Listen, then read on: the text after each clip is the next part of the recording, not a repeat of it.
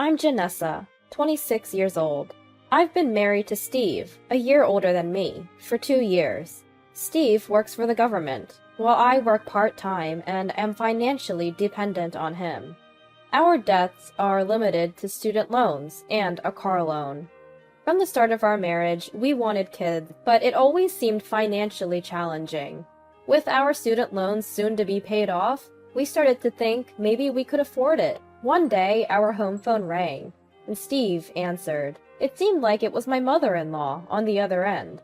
I was doing house chores at that time and couldn't catch the entire conversation, but they seemed deeply engrossed in their chat.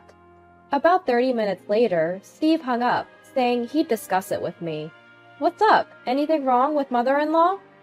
She said that Stella's wedding date is set. Stella is my sister-in-law. We get along pretty well, emailing occasionally. I had heard about her boyfriend, so learning about their upcoming wedding was heartwarming. "Oh, really? Finally! When is it?" For some reason, Steve didn't seem as thrilled. "Well, about the wedding? Did something happen to Stella? My mom wants to contribute to the wedding expenses and is asking to borrow $10,000 from us." "Wait, what? Why us? We're not in a position to lend that amount."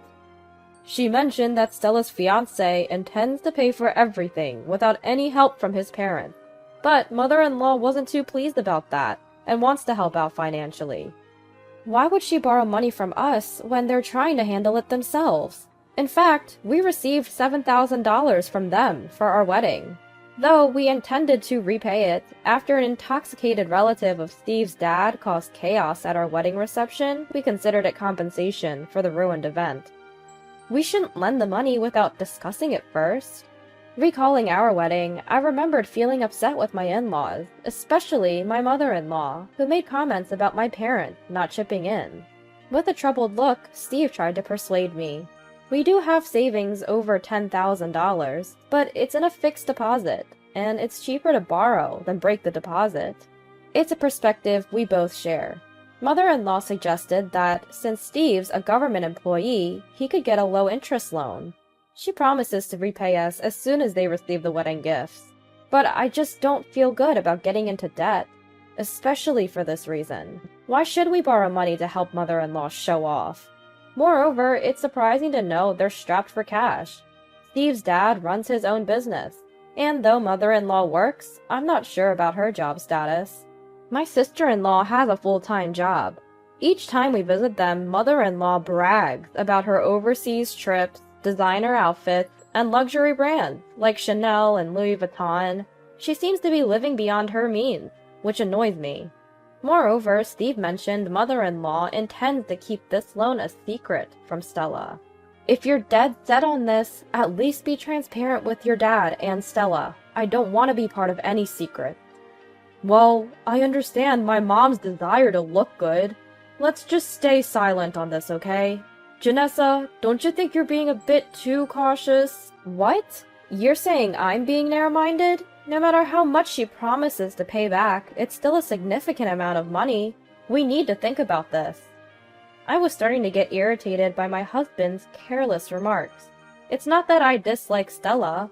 Stella's genuinely a sweet girl. She even stood up for us when that drunk uncle caused the scene at our wedding. I was planning to give her a regular wedding gift.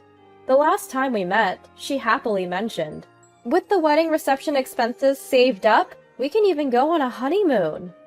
The $10,000 seems more for my mother-in-law than for Stella, and that doesn't sit right with me. I get that my husband earns his money, but we kept discussing this for days. He thinks since we won't technically lose out, why not lend it? But I can't stand my mother-in-law's casual attitude about borrowing money. Our talks never end well, and we risk slipping into arguments. This is the first time since our marriage that our views diverged this much. What really irks me about my husband is that if we do lend the money, he needs to explain the situation to his father and sister. But he's clearly reluctant because he knows his mom will hassle him about keeping it a secret. She helped us out during our time, so what's the big deal about lending for a short period? For our wedding, my side and his side split the expenses. I used my savings and the cash gifts we received. His parents covered his portion and later gave them the cash gifts they received from his side. That difference came to about $7,000. It's not about being stingy. That's a burden Steve took on. How does this concern me? He either had no comeback or simply didn't want to argue any further. He went silent. We didn't conclude, and in the days that followed, he kept receiving calls and emails from his mother. Lately, he's been ignoring her calls. "I'm just tired of her constant nagging about money," he'd say, frowning. The more I see him like this, the more I feel it might be worth the $10,000 to cut ties with his family. Finally, on a day off, he decided to visit his parents and sort things out. I doubted he'd refuse, so I said, "If you do lend it, make sure to get a written agreement from her." He came back later that day, looking drained. I got him to sit up and asked how it went. Apparently, while this was my mother-in-law's idea, his dad was on board too. They feel obligated as parents to contribute to the wedding, but they genuinely don't have the money. So they see borrowing from him as a temporary solution, thinking there's no need to tell their daughter. "Why are you so fixated on this?" they'd ask, emphasizing they don't want their daughter's fiancé to find out. They fear it would tarnish their reputation, which makes me wonder what they think of us. Then, my sister-in-law had told me earlier she had saved up money, but it looks like expenses for the venue decorations, attire, and production costs were more than she'd anticipated. Apparently, she's running short. Though, she seems to be telling my mother-in-law that she'll pay her back with the wedding gift money and is asking for a loan. I doubt Stella ever imagined her parents would be asking us for money. According to mother-in-law, the amount they're short by is exactly what they were thinking of borrowing from us, about $10,000. Also, it seems there's been some friction between my sister-in-law and her fiancé over the wedding and reception, but it's unclear what the exact issues are. "You know, should we just lend them the money secretly? You know how stubborn Janessa is, right?" "Wait, I told you I'm not okay with that. Did you not mention my conditions to mother-in-law and the others?" "Come on. You can see how much of a hassle it'll be if I tell them, right? Why do we have to deal with this on our day off?" "That's what I should be saying. They're your parents. I'm not even related by blood, so I'm the one getting dragged into this. Don't get it twisted." "You really can be cold-hearted. You might say things bad about my mom, but it's not for her own leisure. Can't you understand a parent's feelings, wanting to provide for Stella?" "Don't you get it? If it's for Stella's sake, shouldn't they have thought about Stella's future way in advance and saved up? And Steve, he borrowed the maximum amount for his student loans because he just went along with what his parents said. Now he's struggling to pay it back. They've been on overseas trips since Steve was very young, and he doesn't even remember most of them. If they had skipped a few trips, wouldn't that have eased the loan burden? The bag mother-in-law carries is worth about $3,000. I don't like hearing bad things about my parents either. My bottled-up frustrations exploded, and I vented it all out on my husband. He'd been yelling with such intensity earlier, but now he's silently looking down. Thinking he might be angry, I took a peek, and he looked pale. "That bag cost $3,000? Really?" I silently showed him the price I found online for mother-in-law's bag. I'm not sure if mother-in-law's bag is genuine, but my husband isn't familiar with luxury brands and their counterfeits, so I kept quiet. Plus, mother-in-law always shows it off to me with pride. Even if it's a fake, she might have unknowingly paid a lot for it. What do mother-in-law and the rest plan for their retirement if they're spending lavishly but can't spare $10,000? You're right. My feelings are torn because it's my sister's wedding and I want to help as much as possible. But something's off with my mom and my dad. We're not saying anything about it. Seems strange, too. In that moment, my husband's perspective shifted completely, and he sided with me. I borrowed his phone and sent mother-in-law an email. To summarize the contents, why is it okay to make your son take on debt if you don't like borrowing from consumer finance? You called my parents cold-hearted for not giving money, but is making your son take on debt and give money kind-hearted? What do you think about not having $10,000 at your age?